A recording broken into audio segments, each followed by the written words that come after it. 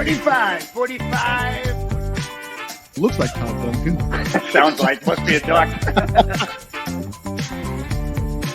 Jersey girls are the best. Yeah. What? The bunny ears are back.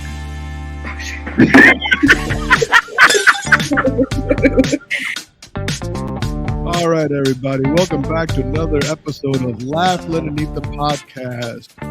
And today we are joined. I'm going to be full transparency here, Jeff. So I want to get transparent. We have Jeff Lobb, the founder and CEO of Sparktank Media. How you doing, Jeff? I'm doing well, man. Rocking and rolling here in New Jersey. Yeah, well, you heard that bumper. Jersey girls are the best. Is that true, by the way? Do you think Jersey girls are the best, Jeff? They're definitely They're definitely feistier than most. Let's just leave it at that. Jersey girls are definitely feisty. Very sassy. Let's use sassy. Yeah, I still remember when I forgot her name, right? Darcy, when she said that on the show about a year ago. I was like, that's a highlight. Yes, definitely a highlight reel for that. They get attention, Jersey girls. We are not going to let that one go. So if anybody missed what I just said, because we just got off on a tangent on Jersey girls, we have our guest here today, Jeff Lobb. He's the founder and CEO of Sparktank Media. International speaker, by the way. You've spoken in Asia and Europe. I remember that from our conversation, as well as America and the states and territories around here.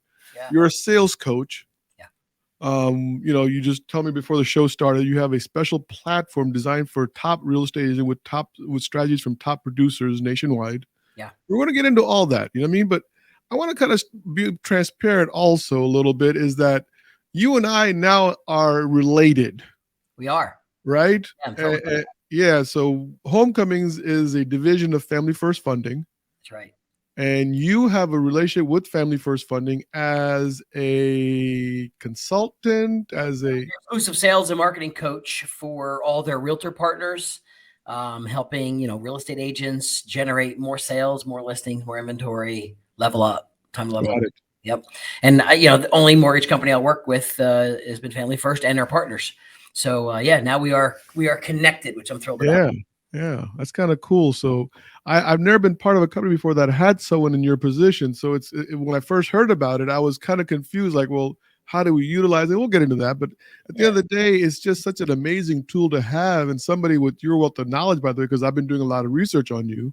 Okay. And so, it's just like, okay, so this guy is legitimate. Well, it's good. I'm glad you did, because, so many people, or so many of these, gurus in the world, they get unvetted. There's no vetting anymore. And people just, whatever you put on LinkedIn seems to be like magically you're now it, like I'm watching, we were just talking quickly about GPT and chat GPT.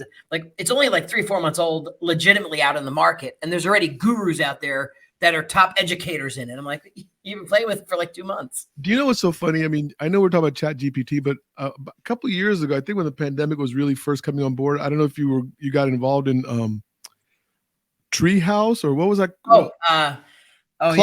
Yeah. Clubhouse. Right? Yeah, I jumped in for a while. Right. And I would go on Clubhouse, and these guys would be talking about like, well, I helped Nike with their logo. Then I went and did the peace treaty in Israel. And then I came home and I came up with a new beat for some, Wu-Tang Clan's new album. And I'm only 22 years old.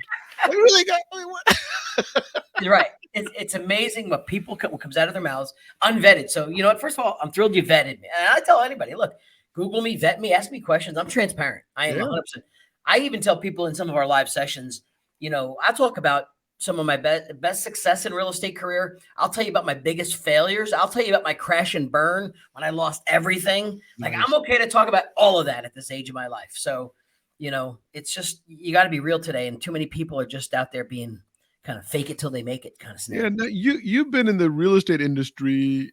I know I'm 29 years in the mortgage industry now. You're like 30 plus, right? Yeah, like 36 now. Oh, it's getting a little creepy now, but like 36, 1980. 36 years. 1988, I guess. I mean, at what point do you burn out, dude? Like, when do you say, like, I'm done? Like, this, I can't do this anymore. Well, I crashed and burned in my production years. And, when I was in the top sales, I mean, sometimes you find out that when you're top of your game in sales, you might be at the lowest part of your life sometimes in personal crap. You're sacrificing a lot. Yeah. And so, no, I have crashed and burned hard once. And I probably burnt out a few other times in between, but picked myself back up both times and rebuilt. How did you know you were burnt out? That's such a great little, like, just a rabbit hole to dive into for a second. I mean, you know, how does someone know, hey, like I'm reaching my end here, something's not right? Yeah, and you can prevent, there's signs, right? There's signs. The problem is no one else cares, usually, unless you have someone paying attention to you. You know you're burnt out when you have zero desire to even get out of bed and do the job you want to do. Okay. You don't like what you're doing. You don't want to put the hours in, and you'll find yourself doing ridiculous, non-productive things where just you'll see your sales drop off the face of the earth. You'll see yourself doing really just mind-numbing things, like just sit and scroll on TikTok for hours. And you should be prospecting, but you're not. And you're supposed to be in the office by 7 or 8 o'clock in the morning, and you're not there till 11 or 12. And you know what? You start getting in a funk. And I'll be honest, I just did some live events recently, and you mentioned this. I saw someone that I valued as a high top producer recently, and I could just read them, the way they just approached, the way they showed up, the way their face were burnt. Totally fried. Matter of fact, I'm going to probably make a private phone call to that individual to just have a chat and go, hey, we need to probably chat. I see some things happening that. Do you think that professionals, I mean, I know myself, like, and recently, I don't know if you know this, but I lost my father in December, right? And I was my dad was 92. So he lived a long, blessed life, right? Yeah. And I was surprised, Jeff, to find myself grieving, right? For 90, like if someone else tells me their 92-year-old uncle or father, I'm thinking in my head, the first logical answer is, well, he lived a very long life. You know what I mean? Yeah. It's a very logical response. Yes. And yet I was finding myself, and so what happened is I started feeling guilty for grieving my father, that I wasn't supporting my team as an executive, as a leader. Yeah. And dude, I'm talking about emotions I've never felt before in my entire career. I'm feeling you. I am feeling you. I lost my dad in July. Okay. Wow. So and yeah. I'm feeling you, and I'm still feeling it. I'm still feeling it. And you know what?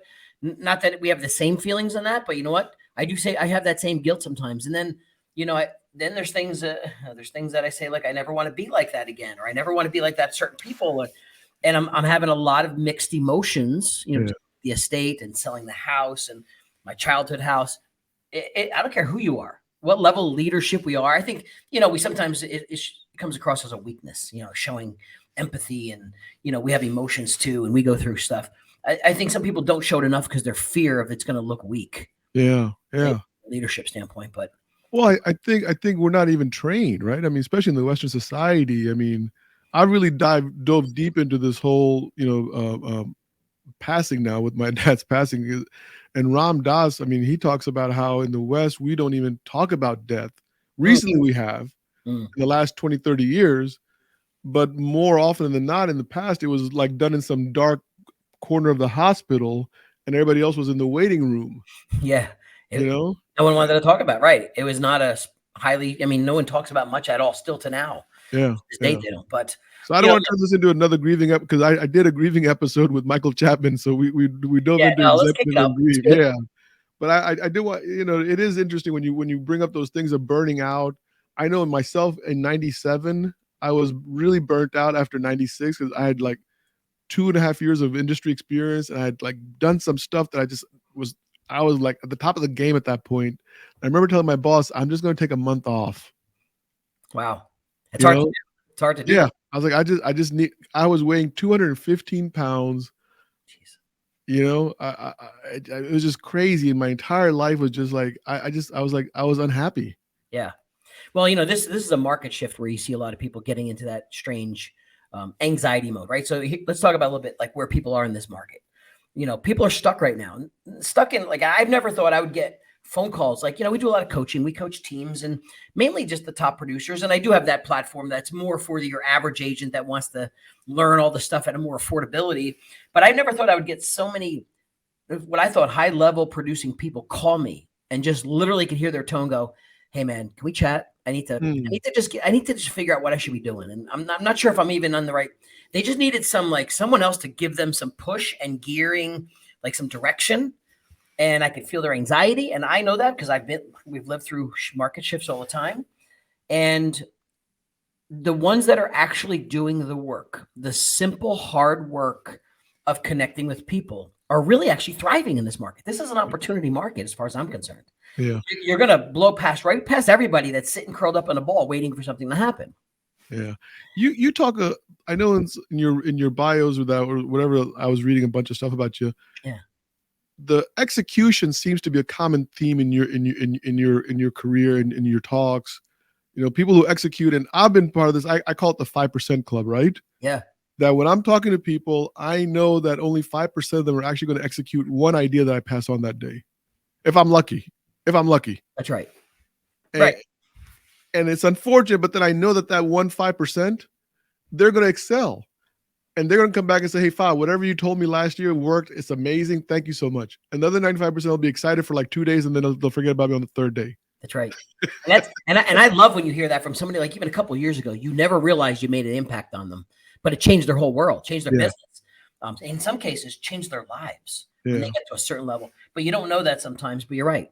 It may not even be 5%. It's probably less. It's less than that, but 5% club sounded kind of cool, right? Better than 2%. Yeah. And I used to validate that. So I'll tell you, years ago, this is interesting because I've shifted my whole mindset around that. When we get up and do presentations, we're in front of, I don't care how big of an audience or how small of an audience, we try and create content that's always unique. It's always different, but I'm a very tactical guy. I like to make sure that they walk out with things like they can go do. It's an idea. They can execute it tomorrow. And, everyone in the beginning, can we have your slides? Can we have all your content? And years ago, it used to be like, hell no, that was my stuff. Like it took me months to create. Right. And then you're right. You just have to realize like, okay, what's the execution like? Very little. So now I want people to benefit the most from any of our talks. So I'll say, listen, straight up front, take your notes. I'm going to give you great ideas that are going to go make you money. I'm even going to give you my entire slide deck as a PDF at the end. So know you're going to get everything up there because I want you to have it all. I'll tell you right up front, but it's still that 5% that's going to execute. So how do you get people to execute? Let's talk about this. This is a really great topic because you're a coach. Yep. You've coached countless people. You've spoken. I know you've spoken at Inman. You've spoken at top realtor conventions. Correct.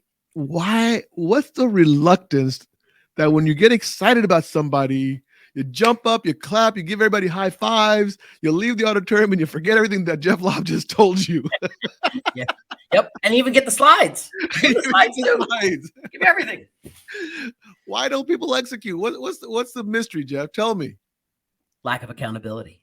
Oh, Zero accountability. And accountability is an interesting topic. And I have a really amazing story on and an exercise I did that I think would be really relevant here. Sure. Is we talk about accountability, we talk about time blocking, we talk about, and I try and do this with every audience. And I'll say, listen, in short, like just for real estate agents or loan officers, I was like, hey, listen, if you had an appointment tomorrow for a $1.2 million listing in your market, right? It's let's just say 2:00 appointment for $1.2 million. Are you going to be there? And they're like, of course, I'm going to be there early. I'm going to be there prepped. And okay, good. If you had a 2:00 time block tomorrow to make 60 phone calls to maybe FSBOs, expireds, or absentee owners or whoever we set up to do it targeted, and all of a sudden something came up like a deal starts falling apart or your client calls. Yeah. Would you blow off that 2:00 appointment? They're like, I would. Yeah, because it's important. Would you blow off the 2-appointment listing appointment? They're like, oh, no, I would deal with it after. Oh, okay. So the calls and the prospecting, the hard work that's going to get you to the next $1.2 million listing, you don't do, you block off. And you know why? There was no pain involved. And I think pain has to be part of when I say pain, not like physical pain. Yeah. Some pain point, because I'll tell you, the one lesson that taught me the most was a young CEO I coached many years ago. I tell the story yesterday too. And, he was just struggling, like getting something done for his whole company. It was going to impact his whole company. And he just said, dude, I need you to push me. I need you to hold me accountable. So I went to, long story short, is I said to him, okay, good. Give me the date. When's it due? Blah, blah, blah. So the day before I said, it's due. Here it is. Good. Send it to me in my inbox by this date. And he's like, awesome. I'm getting it done. I go, I'm not done with you yet. What do you mean?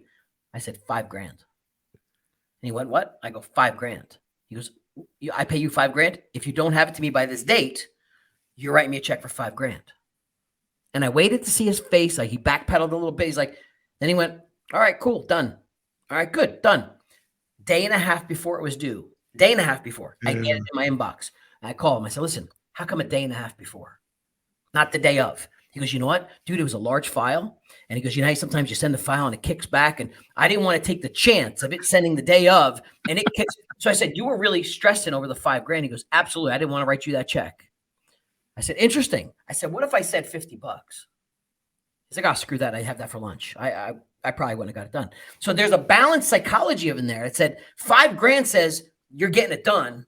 And somewhere in between, there was some balance of where it didn't matter. And then jokingly, he even said to me, because would you have taken it? I'm like, hell yeah, I would have taken it. Why not? Yes, that's the deal. That was the deal of accountability. Yeah. Now, would I have kept it? No, we'd have donated to a charity. And then I joked with him and said, if you really pissed me off, I'd give it to your wife to go shopping. And he almost lost it. But there's some psychology in accountability. Yeah, but let me ask you a question, because there's a good friend of mine, Steve Scallon. I don't know if you heard of him. No. Do you know Steve? So No, he's an author. He's wrote the book called Lizard Brain, and he's a coach also. Yeah. I love Steve, right? And Steve knows how much I admire him. He said on the show, he said, accountability is bullshit. Okay. Right? And he goes, I know I'm pissing off a lot of people when I say this. Yep. He goes, but accountability only works when the person wants to make a change in their life. In other words, you gave such a great analogy right now. You're saying, look, $5,000 was enough. Like that guy was a day and a half early. Yep. It was a pain point. $50, he'd been like, yeah, whatever, right? Right. So he wasn't feeling that motivation to be held accountable. That's right. Right. I would say I wouldn't agree with calling that bullshit. Like when I hear time blocking, I call bullshit on time blocking, because if you don't have the discipline to time block yourselves, and there's no, like, it's so easy to blow off a time block. Yeah. And when you're self-employed, no one's going to know, or no one's going to care. I always think task lists are kind of BS. Tasks? Yeah, because they put these, and the funny thing is, like, when I've done this before with my groups, right? And we'll do these task lists. Okay, every Monday we're going to meet at 10:30. We're going to check them off. What happens by the third week? Everyone is working so well that there's no more tasks left. Right. Right. So then somebody like our personalities, then what creates, execution, what creates the change? What creates the actionable thing? Yes, that's the point. Is like, what is that thing between your two ears? I mean, to me, I almost called you Steve. Sorry. Yeah. What's that thing going on between your ears, Jeff, that makes you part of that 5%, 2%, 0.5%, whatever that is? Yeah. You know, because you've been doing this for 36 years, right? That's right. Dude, that's no joke. Anything for 36 years is, I mean, I've been married for 30 years, right? We just celebrated on February 11th. So I know, like, that's a lot of amount of time. Yeah. It is. I've been in sales 30 some years. Yeah, and so you're at the top of your game, and you sustained it. Now you've had your burnouts. Yep. So what goes between your ears when you're saying, okay, Jeff, it's January 1st. I have another mountain I got to climb. Right? That's what we're looking at, right? Another mountain I got to climb. 100%. It starts over. What pushes you that morning on January 1st, brother? That's a great question. And this is going to be in the book that I'm writing right now. So, but I'll share a little bit. So to me, what motivates me the most is a switch I have in my brain called fear. And it's not fear of being afraid, not that kind of fear. Is when you could think about, and this is my world, when I could think about my worst moments, my lowest moments in my business, when I crashed and burned and lost everything, there were moments where I remember I had 7 or 8 properties I owned, and I couldn't live in any of them. And I lived in like a little 1-bedroom, just bought my own furniture, and I didn't even want my own kids to come see me. I was that embarrassed back then. And I'll never forget, I said to myself, I never, ever, ever want to be in this position again. And I will never let it happen. So that feeling, that push of going, you know what? If I don't do this, I'm going back. Like, not that I'm going back there, but I never want to get back there. Yeah. So the fear of getting back to that, having that ever happen again, and I don't wish it on anybody, that's what triggers me. Now, that might not be for everybody. Yeah. But that's my motivation. That's your anchor. That's your anchor. Damn straight it is. Yeah. And come January 1st, you know what I mean? That's your anchor. Sorry. So in a way, not that I was ever, sometimes you go back and go, oh, I'm glad that happened because now I have this biggest motor. But I'm not glad it happened, but it did. And now I'm going to use it to my advantage and take fear and convert it into my why. Yeah. Tony Robbins did a great thing with us back in the mid-90s when I was big on Tony Robbins, right? Yeah. And what he did is he said, imagine like we had this whole goal writing and workshop and blah, blah, blah, blah. And everything was like if you do a Tony Robbins event, you're writing a lot. That's right. People think you're walking through fire and breaking. No. You are writing. You are writing and writing and writing and writing, right? Yep. And he said, okay, now I want you to close your eyes. I want you to think 25 years ahead. This is like I'm 97, right? So I'm like 29, 30 years old. Think 20, I'm there now. Think 25 years ahead, right? Open your eyes, and the goals you did, you never try to execute them. And that feeling. And I'm telling you, after writing a day and a half, sitting in that auditorium with him, and all of a sudden closing your eyes for like 30 seconds and waking him up and saying, oh gosh, I didn't execute on any of my ideas. That's right. And That's, regret. Right. All the things I could have accomplished, all the things that I wrote down to that I want to accomplish, you know? And for me, that's the thing that always motivates me, Jeff. That's fantastic. You know, because I don't want to ever have these feel like I could have done that. And you chose not to by choice, because it is a choice. Yeah, such a great point. Talk about that. I mean, it is a choice. People need to know that, Jeff. It is a choice, right? 100%. Look, we all talk about, oh, I'm busy. I hear real estate agents and even loan officers, I'm busy. Listen, I say it this way. If you're so busy making too much money, then you probably don't need to listen to this. But if you're busy, because I don't care if you're a top producer, there's always another level. And matter of fact, your problems are different. You need to get time back. You need to prevent burnout. You need better systems, better people, different level than when I'm at 5 transactions trying to get to 20 and create a team. It's a different level, but we always have a choice of what we do with our time. And one of my favorite quotes is, and I know it's been tweeted a whole bunch of times, is when I look at anybody's calendar, we lose money in the gaps of our calendar. When you have that gap in your calendar, you got an appointment at 2, you got an appointment at 4. What do you do between the 2 and the 4? Yeah. And I know it could be busy. I'm emailing, but is it productive as it should be? Yeah. Finding new business, prospecting, putting 2 more deals in the pipeline. No, it's surfing social. It's emails. It's, doing work, but not productive work. And sometimes, and I want to interject with this because I think sometimes it's important that if you do have a gap, it's okay to wind down and get grounded. Take 10, 15 minutes to re-ground yourself, close off the lights, close off the internet, and 100%. refocus and think about what you want to accomplish when those eyes open again. Yeah, you could take 30 minutes, take a walk, freshen your, whatever it is, like you said, but that could be productive though. Exactly. Not sitting on TikTok for a half hour, just scrolling mindlessly. Right. By the way, it seems like you don't like TikTok. I'm not a big fan of TikTok anymore. Actually, I love TikTok. I'm getting tired of it, man. I'm so burnt out. I'm burnt out. You know what? I can only come with so many dance routines, Jeff. I'm not that good at it. See, I just filter a little bit differently. I just do more searches. Yeah. It is amazing the amount of chaos happening, but I just do search. I'd search better. I just put searches of what I want to see. So what's your favorite social media platform? My favorite, I guess it's going to be probably one of the IGs. It's going to be probably stories or Reels. Stories and reels. Yeah. But to me, TikTok is just the spinoff of that. Still, a lot of our real estate clients are still into Facebook stuff, which is fine. You got to go where they are. But you know what cracks me up, Jeff? What cracks me up is on LinkedIn, right? Yeah. How many loan officers put the FHA just dropped their MIP by 30 bips? Call me now to refinance. Yeah. I'm like, there's nobody on LinkedIn that needs to refinance, buddy. You're on the wrong platform. And if you're trying to talk to a consumer, no one what the hell you just said. What did you just say?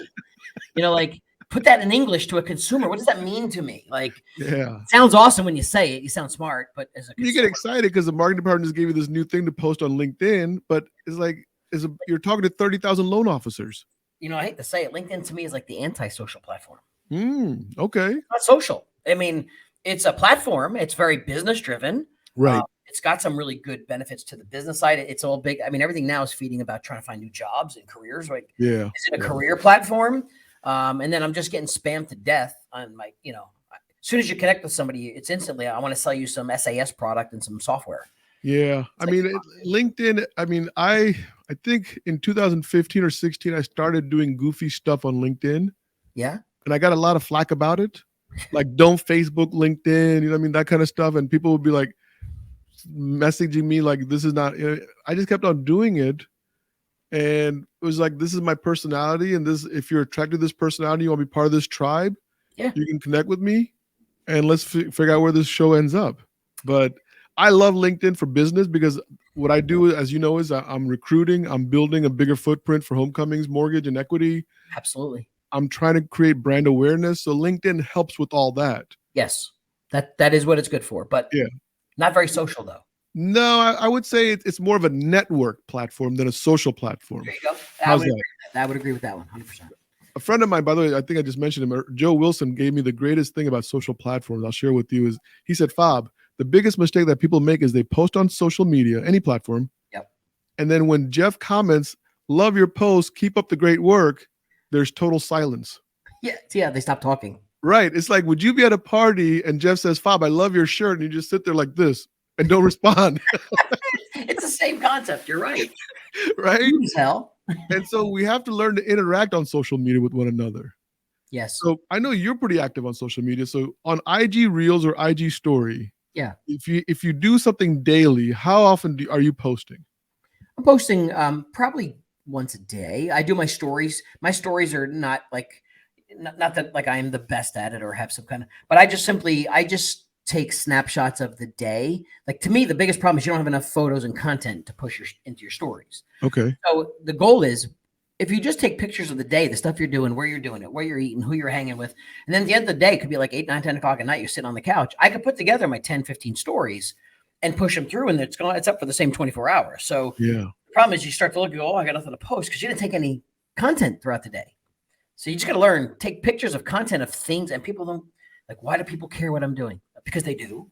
They want to know. And they're also, they're looking for commonalities to connect with you. Yeah. Like, I didn't know you liked golf, or I didn't know you did this. I didn't know you had kids. I didn't know you played lacrosse. I didn't know, like, we got to find something to talk about.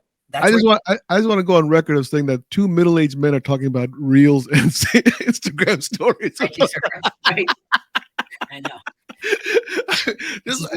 I want to put this in proper context. Right. Yeah, and it's not, and by all means, not a guru at it. By all means, not a guru. Hashtag. So listen, we're coming up here. We're going to be wrapping up pretty momentarily, but I want to talk to the audience and let them know, like when you work with Homecomings and Family First, obviously, right? Because that's our parent company, right? Yeah. What are you providing the loan officers? Because look, I mean, Jeff, I know we've done a call. You know what I mean? Yeah. I'm getting more and more comfortable, by the way. I'm total honesty, you know what I mean? Yeah. With the idea of who you are and how I can best utilize you, right? Yes, correct. But sometimes there's always like, hey, can I ask Jeff to put on a clown outfit and do a Zoom call? Probably not a good idea, right? Not a good idea. Won't happen. Right. Won't happen, right? But can I have Jeff maybe do a Zoom call with 5 realtors in Charlotte, North Carolina? 100%. Yeah. My goal is, and the way I can help the most, and we've evolved through so many different scenarios, virtual and live, is if you have a real estate agent opportunity, like a good group of agents who've never even used you for business and you're trying to build value, I want to be a value proposition to say, listen, it's like Gary Vee's mentality, jab, jab, jab, right hook, right? I want to give value to people first, right? I'm not entitled to ask you for business until I can help you first. So if you want to pipe me into a team or a brokerage, and if you even have a difficult time talking the real estate language of what I can help them do, let me know and I'll do that. I speak really good real estate. I don't speak mortgage. So I just want you guys to do what you do really well. And I want to create more relationships. So are you creating like sales strategies for these realtors? Are you helping them level their game up? Is 100%. That the value add that you're going to bring to that realtor group that goes on that Zoom call with you? We have a lot. I have a whole, let's call it media kit of topics, but mainly we're helping them find new listing opportunities, differentiating themselves in their marketing so they can beat their competition, social strategies that actually help them prospect. Yeah. It's a world of really tactical, strategic things that I'm going to say 99.5% that walk out of any session I do go, holy crap, I didn't know I could do half of that. And that was awesome. Yeah. Now, then I always end with execution, right? Execution. And truthfully, then we have a lot of other value that when I leave, as a loan officer, we make sure that they have access to me through the loan officer. Okay. And they come to me direct. I have speaker fees and I speak all over the country. But my relationship with Homecomings and Family First Funding is I'm exclusive to you. So if a loan officer brings me into a brokerage, a team, like I'm on your dime. That's how I get paid. I'm on the team, right? So there's the value of the loan officer. So we got to teach and make sure loan officers understand the value prop is, hey, we want to help you grow your business. If we can help you, and I always like to make sure we know the 3 pain points. Okay. As a real estate agent, if we can help you generate some more listings, help you with your leads and converting them better to generate more sales, and if we can help you with your social and your marketing and all that other stuff, could you invite us in for a few minutes? Hmm. Who doesn't need help with those three things, right? Yeah, And absolutely. to a broker owner, the biggest challenges they have are very similar to yours. Is we want to be able to help you recruit agents. We can help you recruit agents. We can do an event, invite people to it. We can help your agents do more transactions. That's a big win for a broker. And we can help them with their systems and how they run their brokerage, because I've worn the brokerage hat for many years. So instead of going in and saying, I want to show you all the mortgage product I have, and we have the best rates, and we have the best, like that's all important. But why don't we lead with something that's helpful to them first? Yeah. And when we can, that's where I come in and do what I do and then hand back off. And, we have so many more tools and resources to help agents do more business. But somebody could hire you. Like if I go to XYZ Realty and they like you, they could in fact say, hey, Jeff, you know what? I love Fobby. He's a great guy. We got our own mortgage company that we got to use. I'm sorry, but Jeff, we don't want to lose the value that you just brought to us. Yep. They could in fact sign you up and say, yeah, let's work together. So if they wanted to hire me as a real estate brokerage, they can, or for a speaking event by them, yes. By another mortgage partner, no. Got it. Okay. Not at all. No. And if they want my $5,000 to $7,000 a day speaking fee, I'll send them that bill, and they can do that. Or you can sponsor me. Like if you have a great association or something, we can get in front of. And I've done a lot of work in your markets. And most speakers get between $3,000 and $5,000 or $5,000 and $7,000 for a day, depending on who they are. And some get $30,000. Depends who you are. But if not, I'll say to them, listen, if it doesn't fit your budget, that's okay. I have a mortgage partner that could sponsor me. Just let them be the platinum sponsor. They take care of me and my costs and my travel, and I'll be happy to deliver the best content for your session. Yeah. I mean, listen, I've been reading your content. I like what you're doing. I mean, I think you look, none of us are saying anything unique, but it's the way we can relate to other people that makes us unique. That's right. And somebody who connects with you may not have been able to connect with XYZ guy that they heard at Inman. That's but right. also you speak in a different way or a different tone, and they understand a strategy that they couldn't understand before. And that's the difference between different coaches. And I think people just need to understand that no one's got the magic bullet. It's all about the delivery and the way we deliver our messages. Yeah, and I think there's a lot of credibility that it sometimes doesn't always come through. But while I've worn a lot of hats, I've walked the walk in so many different parts of this business, and I wasn't great at all of them. But it took time for me to get great or to get really good at producing. But I also share like what mistakes I made. But I've been an agent. I've been a team. I ran 4 or 5 franchises at one time I owned. I was the VP of an executive franchise group that we had 500 to 800 offices at one point. So we're traveling the country. So I've kind of done all that. And not that it makes me any more special, but I could relate to the problems and the solutions much more easier because I've been there. Yeah. Yeah. It's about experience. It's about experience. And it does. It does matter. Sure. I mean, look at the Super Bowl. Kansas City had been there before. Yeah. Right. Yeah. Well, actually, I think the quarterback for Philadelphia Eagles. Sorry about this. Is probably a bad topic. You're close to Philadelphia, if I remember right. No, I'm not Philly fan. Just happy with the results. I wasn't sure. I was it's a slippery slope that we're going down here. Nope. Hey, so real quick. I mean, we got a few minutes left. Yeah. Any economic outlook you can share? Economic outlook, sure. I think we're going to have definitely a very viable up and down market. It's going to be volatile, I should say. It's going to be a little quirky for the next 6 months. Okay. I think this coming fall will be better than last fall. And then I'll see, we're going into an election year the following year. So while I see things getting slightly better, we're going to get more inventory. I think the rates itself are going to be the rates itself. We're not going to be able to fight them. They're going to go up. They're going to go down. People are going to be able to buy and then refi. If they're looking to purchase homes, they got to realize at 6 and 7% or whatever, where we get, isn't that bad. I mean, we sold stuff when it was 14 and 15%, and we didn't know any better. People are just like, oh, that's amazing. It's 15%, not 16. Okay. Right. Or refining it at 9. Yeah, refine them at 9. Like, that's what I mean. So in perspective, if, we just have to go out and realize that the pool of inventory got smaller. And if we're going to do well in this business, we have to just go get more of it from what other people would normally get. We got to go take it away. Yeah. You got to take it away out of the pool. And you're going to find more real estate agents dropping out too. A big chunk, a couple 100,000 will drop out of the business or go to the firm because they don't know how to actually do the business. And that comes back to what we kind of been focusing on this entire time, Jeff, is getting strategies. You know what I mean, having a coach, having a game plan, That's right. and then executing on it, right? Execution. So Don't I think this episode has been about execution, guys. Yes. Jeff, I can't wait to meet you in person. These phone calls and these virtual meetings are cool, but you seem like a guy that I want to hang out with and get to know more, man. So I'm really looking forward to doing something live where we can hang out and get to know one another more and more.